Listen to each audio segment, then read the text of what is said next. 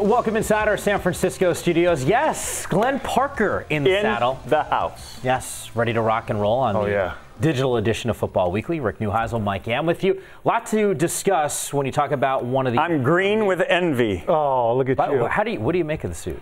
It ain't easy being green. Nor is it easy being Rick. Riddle me this. You actually have a little bit of the that. You know what? Change it up a little. That's right. I'm blue all the time. I can't wear green. Right? I can't wear green. All the jokes about. As I look at it, I can't either. Okay. I knew it was a special occasion when I saw the jacket go out. In honor of our Ducks. Our Ducks. Absolutely huge. Carrying the Pac-12 flag. Yes, they are. UCLA also taking care of business in week number 2. Now 2-0 for this football team. A lot of talk heading into the season about week 3 in this matchup against Texas. Now all of a sudden the Longhorns are 1-1. But how does UCLA pull off a road victory in this one? Well, I think UCLA, if they go and play their style of football, will be just fine.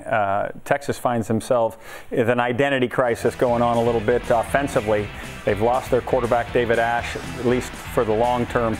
And I think what's going to happen now, you're going to start to spoon feed the new quarterback, Tyrone Swope, to see exactly what he can get comfortable with and see how, as his confidence grows. But I think UCLA finds themselves in an enviable position, at least in terms of timing of when to play Texas. But UCLA is going through a little bit of an identity crisis as well. Are they truly a drop-back football team, or are they a team that's going to find a way to diversify themselves offensively? And they don't really have an identity yet as a team. When you watch them in both games, they had a really good defensive effort the first game, right. a good offensive effort the second time, but not great. I think they're going to find themselves trying to figure out what to do, because obviously BYU ran the ball really well against Texas. Well, UCLA is not a great running team at this point. They need to figure out exactly what they are. Can they sit there and stand back and drop back as long as Hundley knows where he's going with the ball? The one thing that has been proven, though, is when Hundley's on the move and he changes his launch point, he's not always great at keeping the ball down the field. He can get a little rattled.